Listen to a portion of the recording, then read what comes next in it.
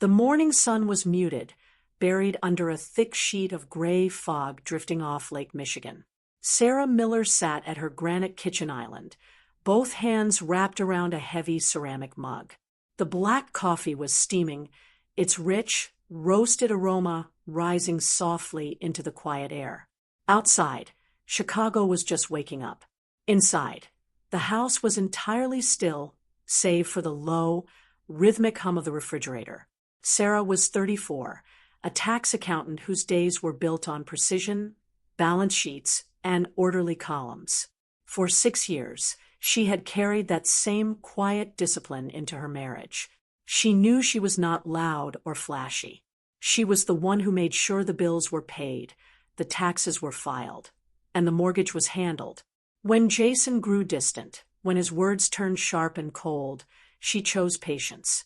She swallowed her frustration, believing that endurance was the price of a lasting home. Today was supposed to be a milestone. For months, through endless tax seasons and late-night audits, Sarah had carefully funneled every bonus and extra fee into a high-yield joint savings account.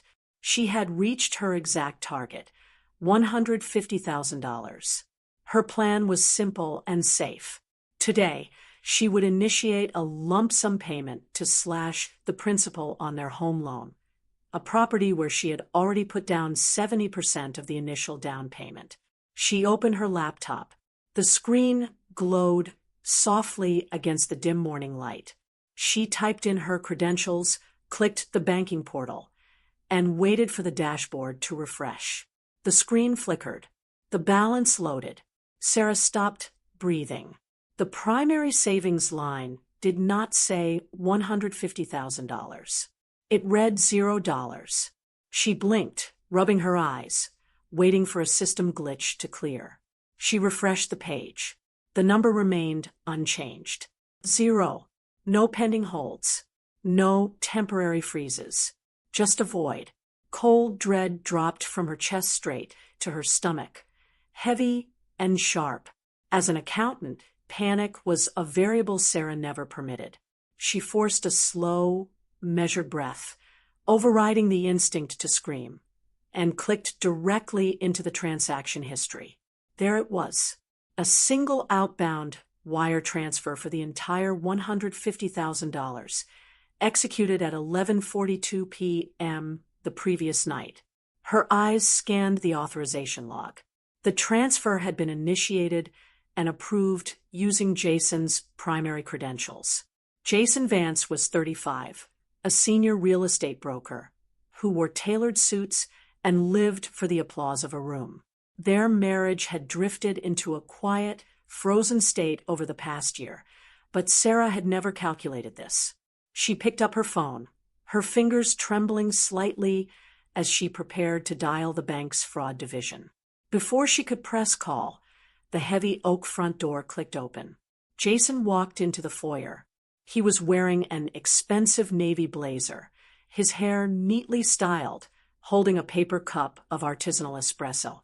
He was humming a soft tune under his breath, completely unbothered by the crisp morning air he brought in with him. Sarah turned the laptop screen toward him. "Jason," she said. Her voice was flat, tight, stripped of all warmth. "Where is the money?" Jason paused mid-stride.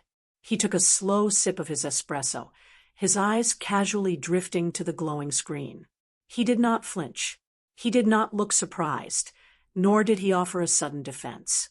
Instead, a small, arrogant smirk pulled at the corner of his mouth.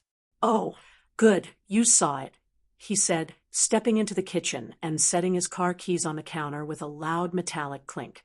"I meant to leave a note. I moved the funds." "Move them where?" Sarah stood up from her stool, her hands resting flat on the cold granite. "You wired $150,000 out of our account without a single conversation. I earned almost all of that money, Jason."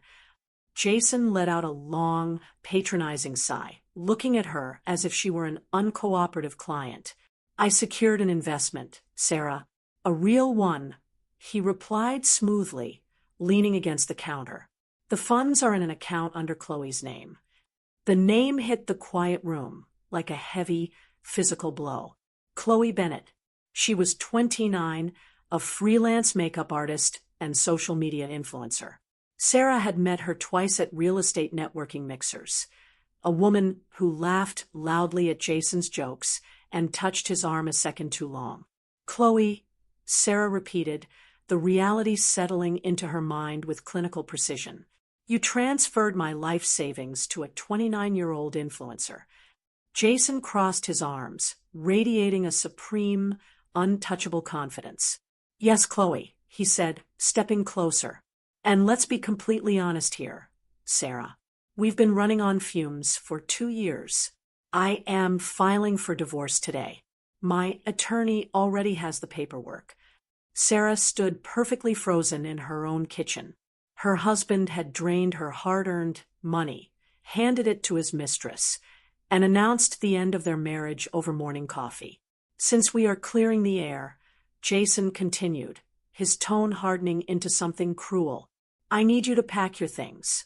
You have 48 hours to vacate this house. Vacate. Sarah's voice dropped to a quiet whisper. I paid 70% of the down payment on this property, Jason. My name is on the deed. Jason let out a sharp, mocking laugh. Oh, but it isn't just your house anymore, he sneered. While you were buried in spreadsheets and tax forms, I was making actual moves. Chloe is pregnant with my son.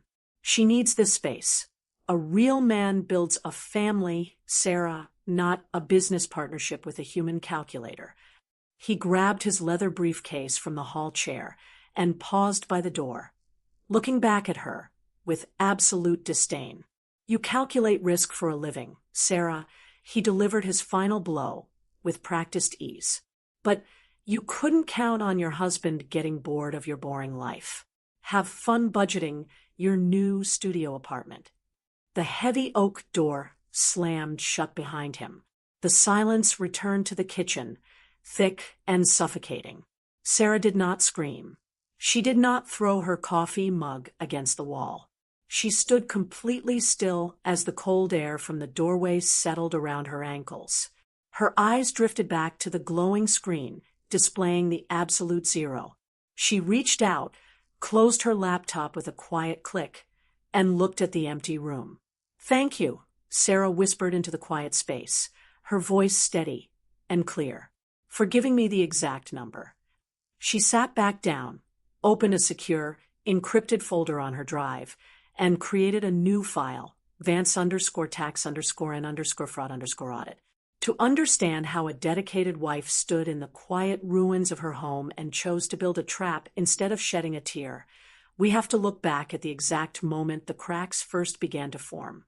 3 hours after Jason slammed the front door, the sharp clatter of high heels echoed down the hardwood hallway.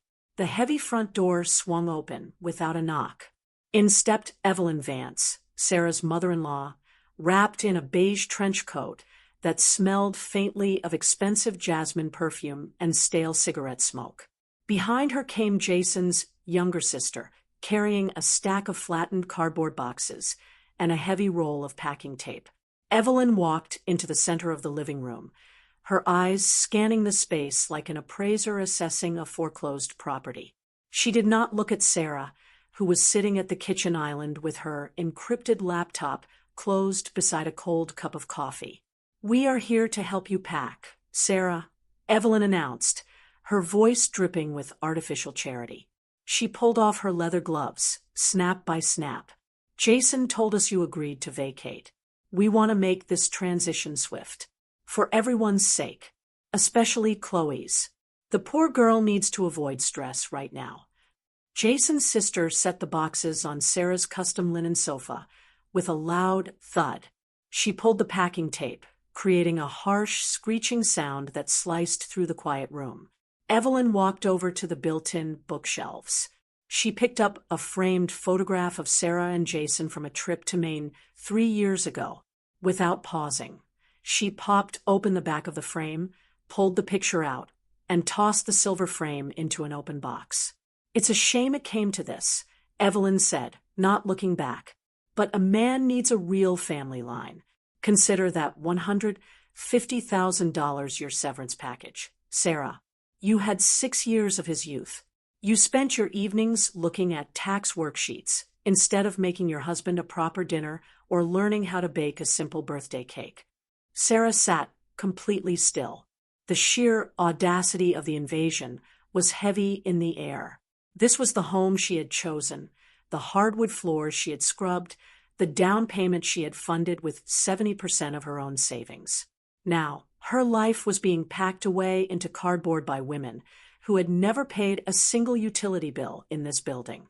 She did not scream. She did not rush over to grab the photo frame from the box. As a tax accountant, Sarah knew that emotional outbursts during a hostile takeover only handed leverage to the aggressor. If she yelled, if she grabbed Evelyn's arm, they would call the police. They would frame her as the hysterical, bitter ex-wife being evicted. It would turn a clean financial crime into a messy domestic dispute. Sarah needed to preserve the scene. She needed to walk away clean, so the paper trail remained sharp and indisputable. Evelyn turned around, holding a crystal vase Sarah's late grandmother had given her. Jason refinanced the house yesterday. He pulled a $500,000 line of credit with his father as a guarantor. The paperwork is filed. This house belongs to his new future now. You are legally just a guest who stayed too long. A quiet step sounded near the hallway. David Vance, Jason's younger brother, walked into the kitchen. David was 30, an IT data analyst who had always stayed on the quiet fringes of the loud Vance family. He wore a dark hoodie, his eyes fixed on the floor. He moved to the sink, pulled a glass from the cabinet, and turned on the faucet. The sound of rushing water filled the kitchen, creating an acoustic shield against the tearing of tape in the living room. David leaned over the granite counter, pretending to take a slow drink of water. His shoulders were tense. "Don't look at me, Sarah," David whispered, his voice barely audible under the rush of the tap. "Just listen." Sarah kept her posture rigid, her gaze fixed straight ahead on the stainless steel refrigerator. She gave a single, microscopic nod. David reached down. With a swift practice motion, he slid a sleek black USB drive across the cold granite counter, right under the edge of Sarah's laptop bag. "Jason didn't just take your savings," David murmured, his tone sharp with quiet urgency. "He and Chloe set up a dummy LLC 3 months ago. They've been using it to route fake invoices out of Marcus Thorne's commercial garage expansion project. They've embezzled over $2 million. Sarah's fingers twitched slightly against her lap, but her face remained a mask of stone. "They think they're invisible," David continued, turning off the faucet. The water stopped instantly. They used Richard's signature to back the house loan to cover the initial wire fees. "Call Marcus. His personal number is on the drive. He's been looking for the leak for 6 weeks." David picked up his glass, turned around, and walked back into the living room without another word, rejoining his mother's noisy cleanup. Sarah reached out. Her fingers closed over the cool, metal casing of the USB drive. She slipped it deep into the inner pocket of her trench coat. She stood up from the stool. Her knees were steady. Her spine was straight. She walked into the living room. Evelyn stopped holding a stack of ceramic plates, expecting a tearful plea, a sudden breakdown, or a desperate argument about the deed. "You can keep the plates, Evelyn," Sarah said.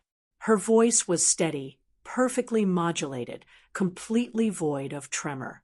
"I have what I came for." Sarah grabbed her laptop bag and her single rolling suitcase. She did not look at the empty shelves. She did not look at the torn tape on her sofa.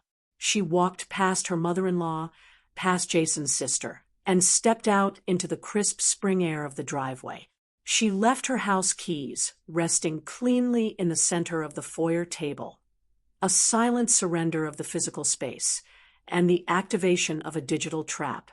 As the heavy oak door shut behind her for the final time, Sarah pulled her phone from her pocket, inserted the USB drive into her mobile reader, and dialed the unlisted number displayed on the screen. The line rang twice before a deep, calm voice answered. "This is Marcus Thorne." "Mr. Thorne," Sarah said, stepping onto the sidewalk as the cold wind caught her coat. "My name is Sarah Miller. I am Jason Vance's wife, and I have the balance sheet you need to dismantle his life." The Obsidian was an exclusive, high-end private club hidden behind an unmarked brass door on a quiet downtown Chicago street. Inside, there were no windows, no music, and no rowdy crowds. The air smelled of polished mahogany, old leather, and expensive scotch. A silent valet escorted Sarah down a dimly lit hallway into a private room at the back. Marcus Thorne was waiting in a heavy leather booth. At 40, Marcus possessed a quiet, sharp-edged authority. He wore a charcoal suit without flashy logos, but the precise cut signaled immense wealth. He did not look like a man whose commercial garage expansion project had just been robbed. He looked like an apex predator evaluating a new asset. "Take a seat, Sarah," Marcus said. His voice was a low, controlled hum. He pushed a glass of ice water toward her. Sarah sat down, placing her laptop and David's USB drive on the dark wood table. "David gave me your number. He told me Jason and Chloe embezzled $2 million from your expansion project." "$2 million is accurate," Marcus replied, taking a slow sip of his scotch. "They set up a dummy consulting firm under Chloe's maiden name, routing fake invoices through 3 shell accounts. They thought they were stealing from a disorganized logistics firm.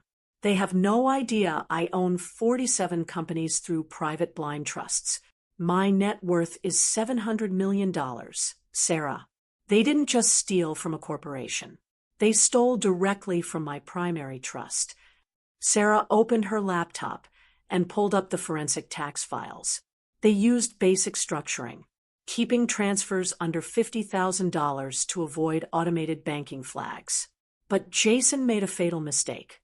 He linked his personal mobile number to the 2-factor authentication of the shell company's primary portal. Marcus leaned forward, his dark eyes fixing on her screen. A rare, sharp smile touched his lips. "You found the digital hash." "I am a tax accountant, Mr. Thorne," Sarah said smoothly. "I trace paper trails for a living. But we have a legal hurdle. In the U.S., a standalone corporate theft can be dragged out in civil court for years. Jason will file for bankruptcy to discharge the debt." "I don't intend to let him file for bankruptcy," Marcus said coldly. "I want total financial destruction." "Then we don't file separate lawsuits," Sarah stated, her analytical mind locking the strategy into place. "We merge the claims. You purchase my stolen $150,000 claim, and my home equity rights through an assignment of claims contract. Your private trust buys my debt. That merges my domestic wire fraud case directly into your multi-million-dollar federal embezzlement case. It upgrades their actions into a coordinated federal racketeering scheme." Marcus looked at her, genuine professional respect settling in his eyes. "An assignment of claims. Clean, legal, and ironclad. No fake marriages, no messy civil court loopholes. Just pure corporate consolidation." He pulled a fountain pen from his jacket. "In exchange, my trust will pay you a $1.5 million independent auditor consulting fee once the asset forfeitures are complete, 10 times what Jason stole from you. And together, we file a formal whistleblower report directly to the IRS Criminal Investigation Division and the SEC." Sarah took the pen. Her hand did not shake. She signed the agreement with quick, decisive strokes. Consider the trap set. In the weeks that followed, Sarah did not hide in a dark room weeping over her broken marriage. Instead, she executed a complete, disciplined overhaul of her life. She moved into a bright, modern corporate suite near the financial district. Every morning at 6 a.m., she ran along the cold, crisp shore of Lake Michigan, letting the biting wind clear the lingering haze of 6 years of domestic isolation. She traded her oversized beige cardigans for sharp, minimalist power suits in charcoal, deep navy, and emerald green. She cut her hair into a crisp, shoulder-length bob that framed her face with sharp authority.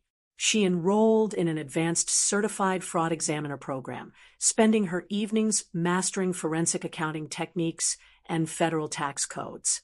She wasn't just managing her trauma, she was upgrading her professional toolkit. She stopped asking why Jason had betrayed her. She focused entirely on how to structure her new financial freedom. On a rainy Thursday afternoon, Sarah sat at her new desk, reviewing the final IRS whistleblower filing. A heavy linen envelope arrived from the concierge. She opened it. Inside was a heavy, gold-embossed invitation printed on thick cream cardstock. It was an invitation to a lavish engagement and gender reveal party for Jason Vance and Chloe Bennett, hosted at the Oak Creek Country Club, the most expensive, exclusive venue in the suburban area. Attached was a handwritten note from her former mother-in-law, Evelyn, written in sharp, venomous blue ink. Thought you would like to see what a real family looks like. Sarah looked at the date printed in gold foil, Friday, October 24th, at 7 p.m. She pulled out her encrypted phone and called David Vance. David, check the audit logs for the Oak Creek event. I already did. David answered softly over the line. Jason didn't just pay a deposit. He used the secondary Helic credit line attached to my father's estate to pay for the entire $100,000 gala. They invited 300 people. They are spending money like water. Sarah then dialed Marcus. Marcus, what is the exact execution date for the federal asset forfeiture warrants? There was a brief pause on the line before Marcus replied, his tone razor-sharp. The IRS and FBI approved the warrants this morning. The automated banking freeze triggers nationwide on Friday, October 24th, at 5 p.m. Sarah looked down at the gold-embossed card resting on her glass desk. A slow, cold, chilling smile spread across her face. The alignment was an absolute mathematical masterpiece. Jason and Chloe were hosting the biggest, most expensive party of their lives, surrounding themselves with the city's elite, at the exact moment their entire financial existence would be frozen by federal agents. Sarah picked up her black ink pen. She pulled out the small RSVP card, checked the box marked Joyfully Accepts, and selected the most expensive filet mignon dinner option. She slid the RSVP back into the pre-stamped envelope, sealed the flap with deliberate pressure, and dropped it into the outgoing mail chute. Jason wanted a public coronation. Evelyn wanted an audience for her fake legacy. Sarah was going to give them exactly what they asked for. The days leading up to Friday, October 24th, moved with the quiet, terrifying rhythm of a ticking clock. In their newly acquired $3 million mansion in an ultra-exclusive suburban neighborhood, Jason Vance and Chloe Bennett were completely blind to the trap closing around them. They spent money like air. They had taken the $2.5 million of consolidated funds, the $500,000 extracted from Sarah's home, and the $2 million embezzled from Marcus's expansion project, and poured it into a massive down payment and lavish interior renovations. Jason genuinely believed that converting liquid cash into a hard physical asset made him untouchable. He assumed the corporate veil of Chloe's dummy LLC would shield them from any personal liability. What he failed to realize was that the mansion belonged to a real estate portfolio managed directly by one of Marcus Thorne's primary blind trusts. In his rush to show off his sudden wealth, Jason had signed a lease-to-own agreement containing a strict, non-negotiable personal guarantee clause. He had pledged his entire personal credit and all future assets without ever reading the fine print. The arrogance spilled over onto social media. Every morning, Sarah's phone lit up with notifications. Chloe posted endless videos of the sprawling estate, the polished marble foyer, the heated infinity pool. and the cavernous nursery decorated with imported Italian furniture. She tagged her posts with boastful captions, parading her luxury lifestyle to her thousands of followers. Evelyn Vance shared every video, writing public messages praising her son's unmatched business acumen and celebrating his upgrade to a real family. Sarah did not block them. She did not leave angry comments. Instead, every time a notification appeared, she took a crisp screenshot and uploaded the digital file straight into the secure federal portal. Chloe and Evelyn were documenting their own possession of stolen assets in real time, creating an itemized inventory of physical evidence for federal prosecutors. Across town, in her bright, minimalist corporate suite, Sarah spent her evenings finalizing the forensic audit files. She worked alongside Marcus and David Vance. Through his internal access as an IT data analyst, David completed the final extraction of Jason's system access logs. The data was absolute perfection. Every unauthorized wire transfer, every fake invoice, and every IP address log tied Jason and Chloe directly to the international accounts.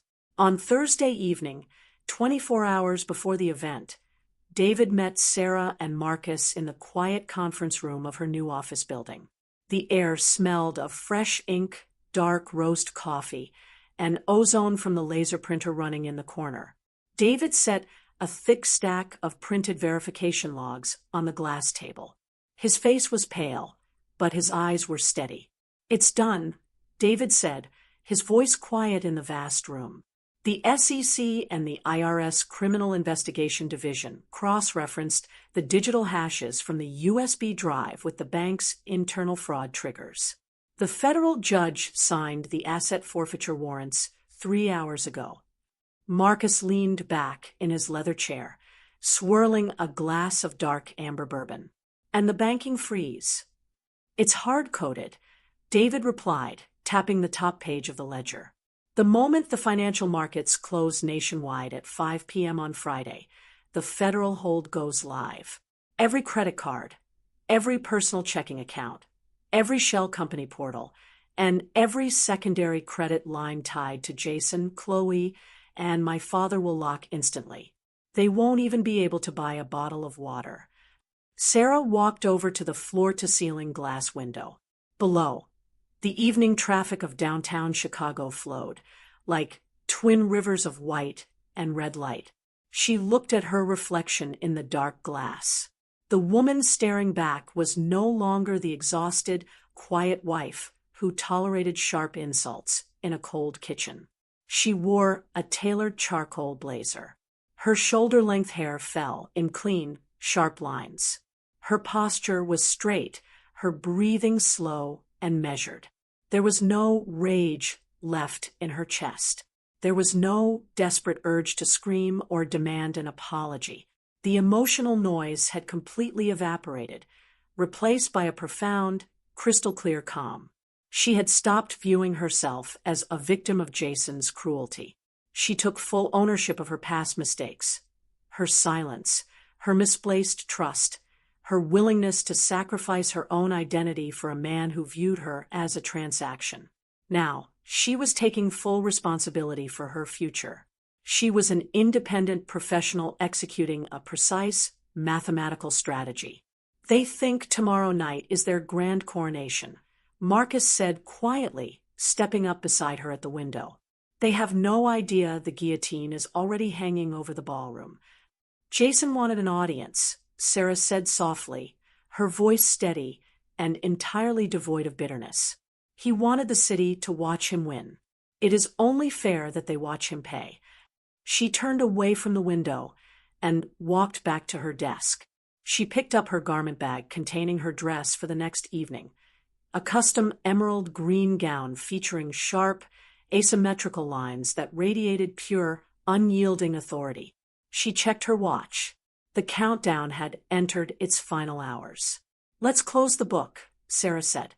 The grand ballroom of the Oak Creek Country Club was a sea of glittering glass, white orchids, and towering champagne pyramids. The air was heavy with the scent of expensive perfume, roast prime rib, and sweet floral arrangements. Soft string music drifted from a raised velvet stage. Over 300 of Chicago's high society members walked the polished marble floors, holding crystal flutes filled with vintage champagne. Near the center ice sculpture, shaped like a swan, stood Jason Vance and Chloe Bennett. Jason wore a midnight blue tuxedo with velvet lapels, holding a glass of scotch. He smiled broadly, laughing loudly with a group of local real estate investors. Chloe stood beside him, draped in a sparkling white maternity gown, her hand resting on her stomach. Evelyn Vance walked between the tables in a gold-sequined dress, boasting endlessly to her friends about her son's new $3 million estate. At exactly 7:30 p.m., the heavy oak doors at the back of the ballroom opened. The soft hum of conversation stuttered. The violinist on stage missed a note, and the music faded into an awkward silence. Sarah Miller stepped into the ballroom. She wore a custom emerald green gown with sharp, asymmetrical lines that swept the floor with liquid precision. Her shoulder-length hair fell in clean, dark waves. Diamond drop earrings caught the warm light of the crystal chandeliers. She walked with a calm, slow, predatory grace, her hand resting lightly on the arm of Marcus Thorne. Marcus wore a bespoke black tuxedo, his tall frame radiating quiet, absolute authority. They did not look like a bitter ex-wife and a betrayed husband. They looked like the owners of the room. Chloe's glass slipped in her hand, the champagne sloshing over the crystal rim. Her face drained of color as her eyes locked onto Marcus. She knew him as a quiet man who wore grease-stained work shirts and ran a modest repair shop. Now, she was looking at a man whose presence made every wealthy investor in the room shrink. Jason's arrogant smile froze. His eyes darted from Sarah's emerald dress to the diamond bracelet on her wrist.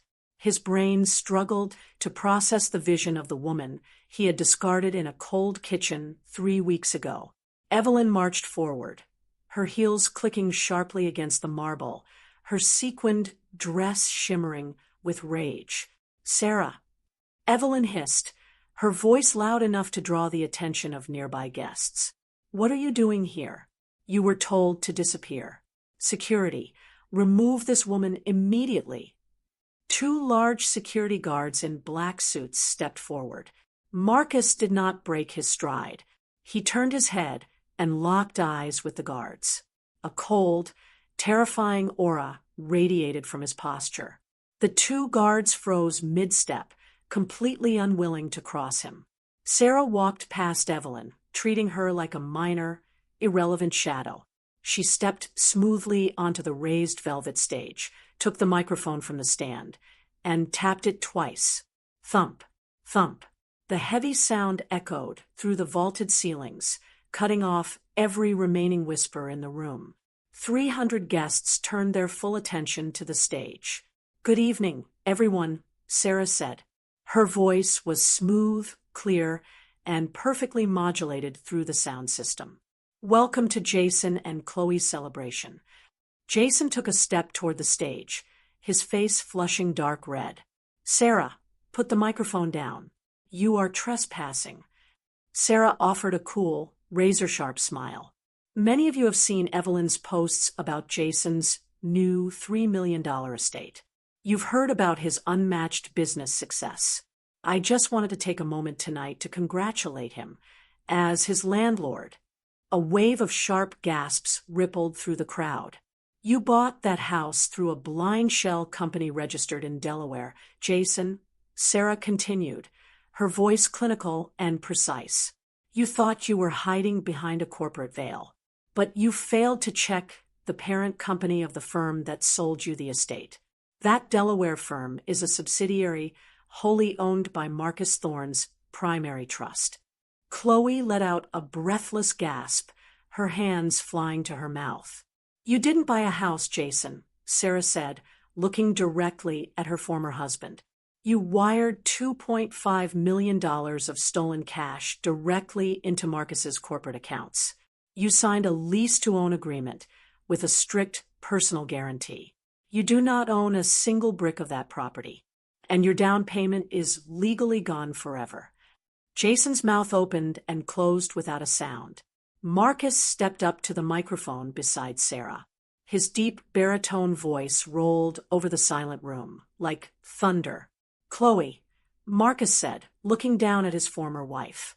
"You complained for years about my lack of ambition. You thought I was a line worker. You didn't realize I own 47 companies worth over $700 million.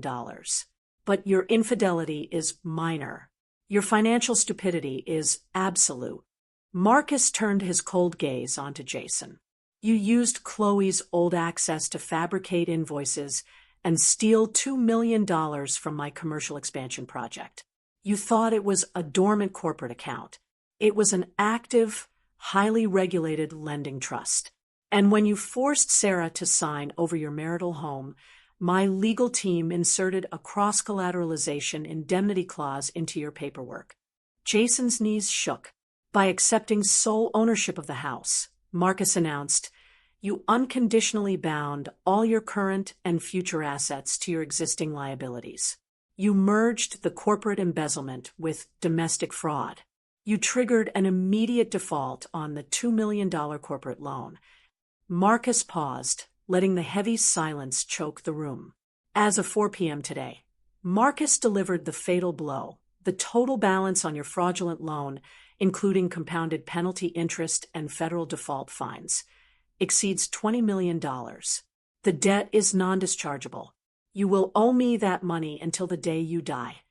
Chloe collapsed into a nearby dining chair, burying her face in her hands, letting out a sharp, agonizing sob. Her gold digger dreams dissolved into a $20 million nightmare. Richard Vance, Jason's father, lunged out of the crowd, his face purple with rage. "You lie," Richard roared, pointing a thick finger at Marcus. "I have the best defense attorneys in the state. I will fund Jason's case, and I will sue you for defamation." Sarah stepped forward, her voice cutting through Richard's anger like a scalpel. "With what money, Richard?" Richard scoffed. "With my estate, with my investment portfolios. You co-signed Jason's secondary HELOC loan for $500,000, Sarah stated forensic accuracy. You pledged your unencumbered estate as direct collateral. When Marcus's legal team triggered the default on the corporate loan at 4 p.m., the automated banking algorithms flagged Jason for federal racketeering. Richard's chest deflated. "The lending institution instantly seized the guarantor's collateral," Sarah announced, holding up her phone displaying an official red ledger. "The bank foreclosed on your estate 2 hours ago, Richard. Your checking accounts are locked. Your portfolios are frozen. You are completely bankrupt." Richard's jaw went slack. He stumbled backward, clutching his chest, collapsing onto a velvet chair. Evelyn let out a piercing, hysterical shriek. She dropped to her knees on the marble floor, her sequined dress pooling around her, sobbing uncontrollably as her entire social identity evaporated in front of her peers. Natalie stood frozen, weeping quietly into her designer clutch as her inheritance vanished into thin air. The wealthy socialites in the room turned their backs, stepping away from the ruined family with blatant disgust. Suddenly, the heavy glass windows of the ballroom flashed with brilliant, blinding streaks of red and blue light. A deafening siren wailed outside, echoing down the long driveway of the Oak Creek Country Club. The heavy double doors swung open again. A squad of 10 federal agents from the IRS Criminal Investigation Division and the FBI marched into the ballroom, flanked by local police officers. The lead agent walked straight to the center of the room, pulling a folded warrant from her trench coat. "Jason Vance and Chloe Bennett," the agent announced loudly. "You are under arrest for multiple counts of federal wire fraud, tax evasion, and grand larceny." An agent grabbed Jason, spinning him around and slapping steel handcuffs onto his wrists with a sharp, metallic click. Another agent pulled Chloe up from her chair, cuffing her hands behind her back. "Sarah, please." Jason whimpered, tears streaming down his face, ruining his collar. "Tell them it's a mistake. Tell them it was just a marital dispute. We were married for 6 years. I'm sorry. I'll give everything back." Sarah stood tall beside Marcus, her posture rigid, her eyes completely void of pity. "I calculated the risk, Jason," Sarah said, her voice ringing out clear and cold across the ruined ballroom. "The math says you are going to prison." The agents shoved Jason and Chloe forward, parading them past the weeping Evelyn, past the frozen guests, and out into the flashing lights of the night. 6 months later, the cold Chicago winter had given way to the warm, golden light of early autumn. The dust from the federal investigation had completely settled. The federal justice system had moved with swift, uncompromising efficiency. Presented with Sarah and David's flawless forensic audit trail, the court offered no leniency. Jason Vance was convicted on multiple counts of federal wire fraud and tax evasion, receiving an 8-year sentence in a federal correctional facility. His arrogant broker persona crumbled behind concrete walls. Chloe Bennett accepted a plea deal, turning state's evidence against Jason to avoid prison. She was handed 5 years of strict federal probation, a heavy restitution order, and a permanent felony record. Her social media accounts were deleted, her luxury lifestyle replaced by a minimum-wage retail job and mandatory community service. The fall of Evelyn and Richard Vance was absolute. The bank seized their suburban estate, liquidating their antique furniture, luxury cars, and personal assets to satisfy the defaulted guarantor agreement. Because the debt was tied to a federal fraud conviction, the remaining multi-million-dollar penalties survived their Chapter 7 bankruptcy filing. Evelyn and Richard now lived in a cramped, 2-bedroom rental apartment on the dusty outskirts of the city. Evelyn refused to leave the building, entirely incapable of facing the local grocery store clerks who had once seen her at the country club. Their generational pride had vanished, leaving behind 2 hollow, bitter people living on modest Social Security checks. David Vance walked away from his family's toxic shadow. After receiving a substantial, legal whistleblower reward from the IRS for his role in exposing the tax fraud, he moved to Seattle, taking a senior data analyst role at a renewable energy firm. He started a quiet, peaceful life, free from the guilt that had weighed on him for years. Sarah's agreement with Marcus Thorne concluded as cleanly as it had begun. Their legal arrangement required no messy court battles. The assignment of claims contract was finalized, and the federal asset forfeitures were completed. That afternoon, a notification pinged on Sarah's phone. Marcus's primary trust transferred $5 million directly into her account, the agreed consulting fee for her forensic audit work that had recovered his stolen corporate assets. Sarah did not spend the money on designer clothes, luxury sports cars, or a sprawling mansion. Instead, she rented a bright, high-floor office space overlooking the Chicago River. She founded Bright Future Financial, an elite consulting firm specializing in forensic accounting, asset protection, and financial education for women navigating high-conflict divorces. She hired a team of sharp young accountants, teaching them how to spot hidden assets, trace digital paper trails, and build unassailable financial independence. She turned her personal survival strategy into an empowering shield for hundreds of women facing economic abuse. It was 5 p.m. on a Friday. The golden hour sun poured through the floor-to-ceiling glass windows of Sarah's corner office. The room smelled of freshly brewed Earl Grey tea, crisp white paper, and polished oak. Below, the Chicago River sparkled like liquid gold under the autumn sky. Sarah stood by the window, wearing a tailored cream silk blouse and dark trousers. Her reflection in the glass showed a woman whose eyes were clear, calm, and utterly devoid of past pain. She no longer looked back at her 6 years with Jason as a wasted tragedy. She viewed it as a brutal, necessary lesson that had stripped away her naivety and revealed her true strength. She had stopped playing the victim. She had stopped waiting for someone else to value her work. She had taken full accountability for her life, her choices, and her peace. A soft knock sounded on the open office door. Marcus Thorne stepped inside, carrying 2 ceramic mugs of hot tea. He wore a simple navy sweater and dark jeans, his presence warm, relaxed, and unpretentious. "The quarterly audit reports are finalized," Marcus said, handing her a mug. "Your firm saved 3 more clients from predatory divorce settlements this week." Sarah took the mug, feeling the warmth spread through her hands. "The numbers never lie, Marcus. They just need someone to read them correctly." Marcus smiled, leaning against the wooden frame of her desk.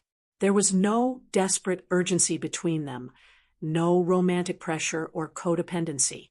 They stood as 2 equal, self-reliant partners who shared a deep mutual respect forged in the fires of a shared battle. Sarah looked back out over the city skyline. The wind rustled the autumn leaves in the park below. The air was crisp, clean, and full of promise. She took a slow sip of her tea, letting the warmth settle deep into her chest. She did not feel anger toward Jason. She did not feel resentment toward Evelyn. The ghosts of her past had completely lost their power.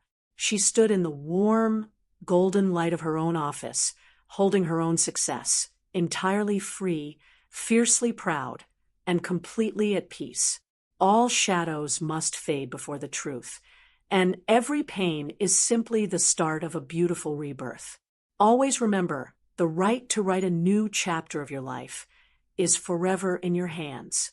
If this story resonated with you, please like, subscribe, and leave a comment below so we know we're walking this journey together.